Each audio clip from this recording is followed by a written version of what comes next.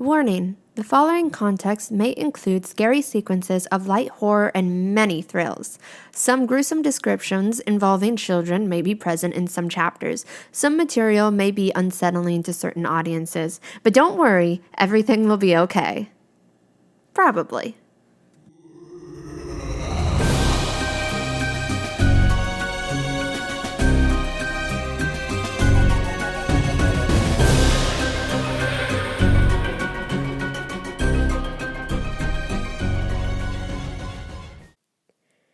Chapter 19: Pumpkin Spice and the Souls Who Tried. Connor's Perspective. Grabbing the chest with both hands, although my left arm feels like it's going to fall off, I stand up and slam the scarecrow in the head. It falls to the ground and I yank Dixie up best I can, letting out a loud cry when she tugs on my arm. "Move! Now move!" I yell, watching as the scarecrow regains its footing.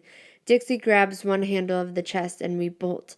The pain in my arm is excruciating, but there's little time to worry about that right now. "Duck!" Dixie yells, pulling the chest and me with her. A shadow is cast over us, as if in slow motion, as the scarecrow leaps over us. Unable to break my fall, I faceplant into the mud. Before I can lift my face back up, I hear a big crack. A gurgling cry pierces my ear. Regaining my stance, I see that Dixie took a large bone and is beating the scarecrow uncontrollably. Scanning the ground, I look for something hard. "We can't outrun it," she cries. "Help me!" Finally, I find a broken leg bone, one sharp and splintered. Running to Dixie, who is doing all she can to keep the scarecrow down, I take the jagged end of the bone and jab it into the scarecrow's face. Over and over and over. Goo and blood and hay and an unholy amount of other things fly out of its face with each stab. "Die!" Dixie screams, hitting it over and over with one swing after another. I take a step back and see if it's moving, but there's no movement. Dixie is still smashing its head until its brain oozes out the side. "I think it's dead," I say, standing far enough to where she can't turn and hit me. She gives it one last blow to the face, then turns around. Her hair is a complete disaster, and the dress she's wearing looks as though it's been through a shredder, and she's completely covered in mud and hay. I bite my lip, doing everything I can to not laugh at her. Her eyes are still plastered with fear, so I approach her, slowly. "Hey," I say softly, raising my good arm, which then reminds me how badly my other arm hurts. "It's okay, we did it. We can take the chest and leave now." She looks at me frantically, breathing heavy. "We're okay?" She repeats and questions. "Yes," I nod, grabbing her hand. "But I don't know what else is out here, and I don't need to know, so let's leave." She nods quickly, and we walk until we find our way back to the original trail. The map says that we have roughly 5 miles before our next destination. I sigh, showing Dixie the map, and she sighs too. "Well, better to start now than never." "Yep," I say, knowing my face shows just how unpleased I am. "Is your arm okay?" she asks, reaching out at it. "Not really, honestly." She touches it gently, looking at it from every angle. "I think it's dislocated," I tell her. "I know how to pop it back," she tells me, and of course she does. Dixie knows all the random things. I was never one for rough play, or even playing outside, so I never had many injuries. I grew up in a small country town that didn't have many options other than swimming in creeks or tiny rodeos. The only place I felt myself was the library, but people just made fun of me for it and called me too preppy, so I didn't share that with anyone. I don't think I ever would. "Do you want me to?" she asks. I hesitate because that sounds extremely painful. "I guess so," I mumble, rolling my eyes in frustration because of course we can't just catch a break. I'm just glad it was me and not Dixie. As much as the other kids never liked me, and now reflecting on my behavior I can see why, but Dixie was always so nice to me. Even when she poked fun at me, she was kind. "Okay, deep breath," she says. "Count to 3, I yell. 1, pop. My arm is back in. I let out a painful cry and bite my lip. The pain begins to settle and my motion slowly comes back. Thank you. But what the heck? Do you not know how to count? She just laughs at me, jumping on her tippy toes to pat the top of my head. And just like that, we're back to walking on the trail. After what feels like forever, we finally reach the next location. It's a pumpkin patch with an apple cider and donut stand. Black and orange lights are strung through the air, floating perfectly without being tied to any poles or trees. Casually, many pumpkins and squash, sunflowers, and gourds float around from one spot to another. The leafy vines act as supporting hands, placing them in various parts of the patch. Dixie and I both gaze upon this sight with wondrous eyes, and although this is a magical sight, I want to tell Dixie how cool it is, but I feel shut in. My mouth feels locked. An overwhelming feeling of aloneness has overcome me ever since the scarecrow. I wonder if it's because that was a traumatizing experience, because it was, or if something is wrong with me. I know this feeling. I felt it most of my childhood and early teens. Aloneness, being locked inside myself, it was uncomfortable but familiar. Are you okay? Dixie pokes my shoulder gently. This is a pretty nice change, huh? She smiles and walks closer to the donut stand. Dixie? I'm able to force out. Do you feel okay? I mean, as okay as I can be, you know?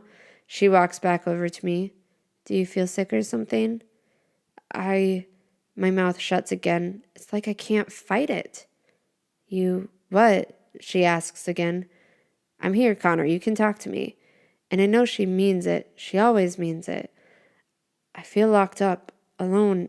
I can't talk, I say, exhausted by how difficult that was to express.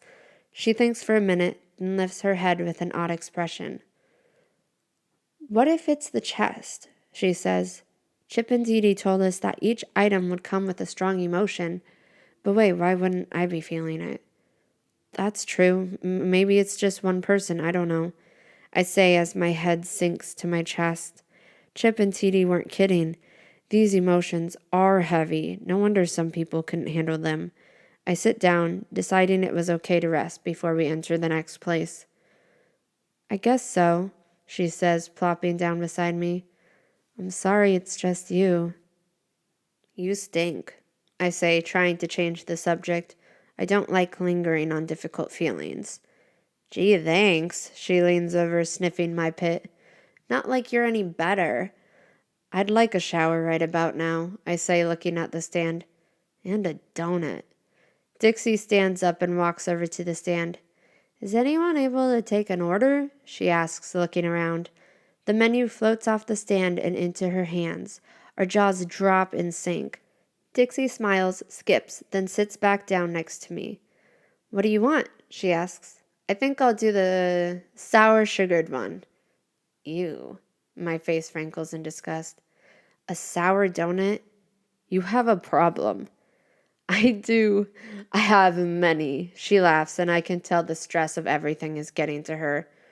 I'll take the maple pumpkin spice donut, I say, and the menu floats out of her hands and back to the board. Out from under the stand appears 2 donuts that fly into our hands, napkins, and a cup of cider for both of us. Okay, so this is my new favorite location here, she says, taking a huge bite of donut. Aren't you scared to eat after nearly dying from the apple? I ask, continually reminding myself that she's right next to me and I'm not alone, and gosh, I hate this chest and its stupid, contagious feelings. She stops, mouth full of food, looks at the donut, back at me, then busts up laughing. Yep, she's really losing it. Okay, I pat her back. It wasn't meant to be funny. It's not. I'm sorry. It's not. She wipes her mouth, trying to compose herself. I'm so hungry that I didn't care. Plus, you're here. You could just bring me back to life again. She laughs again. I'd prefer it if I could stop having to save you, I say both sarcastically and seriously, because it's true. How many times will I have to save these girls? Hopefully Danny and Kiri have better luck. Dixie and I finish the donuts and cider, thanking the magical stand for its food. What's the item here? She asks me, reaching for the paper in her backpack. If it's a special pumpkin, we're screwed, I say, looking out at the hundreds, no, thousands of pumpkins in this giant patch. There are huge ones with curly green tops and tiny ones that look like they sparkle in the fairy lights. Well, she sets the paper down and begins to laugh again. It's a special pumpkin, but hey, it's black, so that could be easier to find. Okay, that's not too bad, I suppose, I say, standing up, careful not to place too much weight on my arm. You ready? She stands up, and we enter the patch. The dirt is soft and squishy, but we have to be careful not to trip on any vines that move around, organizing the pumpkins and squash. There's so many pumpkins, I say, looking around. The patch must be at least a mile long and wide. Any luck finding the black one? Dixie asks. No, I answer, realizing that the black one might actually be really hard to find next to the dirt. Newcomers! A cheerful voice calls from behind us. Dixie and I both turn around abruptly. A tall, skinny figure with a jack-o'-lantern head opens its arms. A huge smile spreads across his face. Welcome! Dixie looks to me for my opinion on what to do. I can feel her thoughts. Are we running or not? I tilt my head toward the jack-o'-lantern man. Maybe he's friendly like Teddy and Chip. Hello? I holler back. I'm sorry, we didn't mean to intrude. Each word I speak still feels so forced. This caged-in feeling is nearly unbearable. No worries at all, young friends, he says, walking towards us. He's so tall. He must be at least 7 feet. We don't really consider anyone intruders here. We are a pumpkin patch after all. Do you guys sell any other colors of pumpkins? Dixie asks, sharing a glance with me. It's hard to know who we should tell about us breaking free from the curse, since they might try to stop us. What color were you thinking? He asks, finally reaching us. We mostly have different shades of orange. What brings you to our way? We're just traveling, and this place looks so beautiful. We had to stop and check it out, I say, hoping that flattering was something he enjoyed. At this point, I'm just doing everything I can to keep those creatures from eating us. Thank you. We take pride in our presentation, he tells us, bowing in gratitude. Where is everyone else? Dixie asks, looking around for the we he spoke of. This is everyone, he smiles widely, gesturing to the pumpkins and squash around him. Dixie and I look at each other. Oh, Dixie says, looking at me for help in what to say. How rude of us. I'm sorry. We didn't realize that they were alive. Oh, no worries, the jack-o'-lantern laughs. They're not anymore. He chuckles and lays a hand on my shoulder, which really hurts. What does he mean, not anymore? Wait, Dixie says. You mean they used to be alive and now they're not? Exactly, he says, booping Dixie on the nose. Don't worry, they don't mind, and neither will you. You'll love it here. Immediately, Dixie and I make eye contact, horrified at how casually he said that.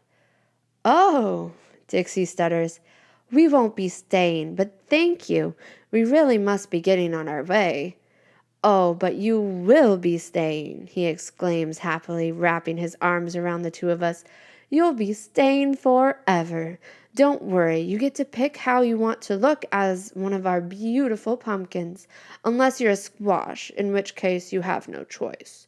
Those are the souls who tried to leave. I swallow hard, looking around at how many squash there are. The number grows as I notice them now. But then I stop, turning my gaze back to a small section of the patch. There, hidden behind a large pumpkin, looks like a small, perfectly shaped black pumpkin. Given that this jack-o'-lantern does not seem as friendly as he pretends, I don't want him to know what we're actually here for. Why can't we leave? I ask, looking him right in the hollowed-out eyes. Because you'll fit so well with our pretty little collection, he tells me, smiling as his face leans closer to mine. You'll be such a pretty pumpkin, possibly one of the best. I see you have a good heart that will shine through. In an odd way, I feel complimented because no one has ever thought of me as kind. It's quite confusing. I genuinely feel welcomed here, but I have to stay focused. That's probably how he got others to stay. We won't be turning into anything, Dixie says, reaching for my hand, the one that's not holding the chest. We'll just be leaving, but thank you. She leads me back towards where we entered the patch, slowly, not to entice him. Dixie, I whisper. Talk to him some more. Act like you're interested in staying. I found the black pumpkin. Tell him I'm looking around for inspiration or something.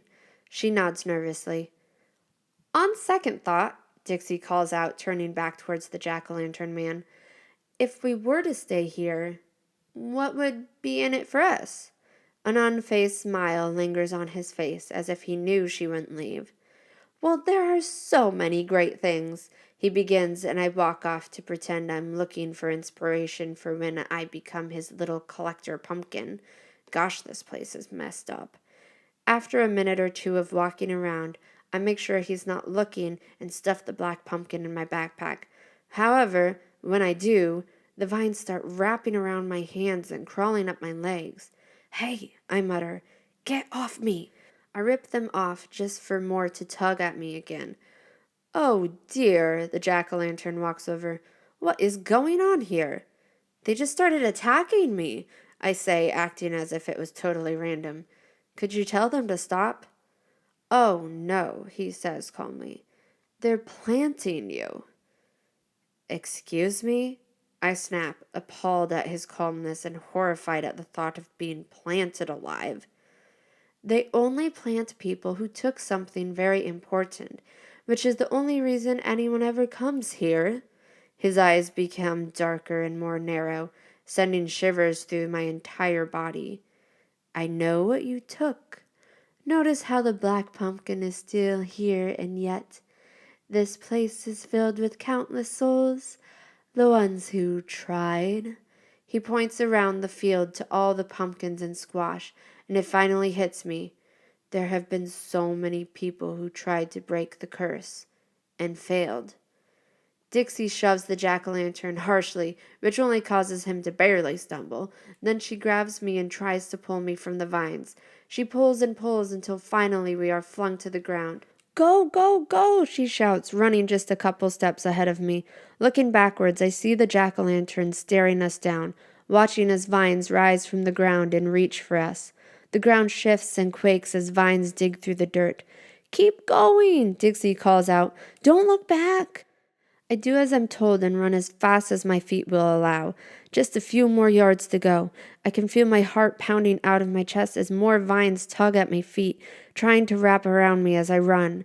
Trying to keep my eyes on the ground as to avoid the vines, I completely miss the one that grew in front of me and knocks me to the ground. The moment my back hits the ground, vines wrap and twist around my legs, arms, and neck. I pull and roll, but there's too many to fight off. Dixie! I call out, hoping she can hear me. The vines begin to pull my feet and legs into the dirt, dragging the rest of me down with them. My nails fill with dirt as I claw the ground. I can feel panic overtake me.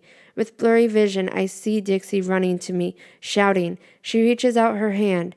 Connor! I hear her cry, and then all goes black as I'm sucked beneath the earth, suffocating as the dirt fills my mouth. Chapter 20. The Old Barn. Tori's Perspective. Tune in tomorrow.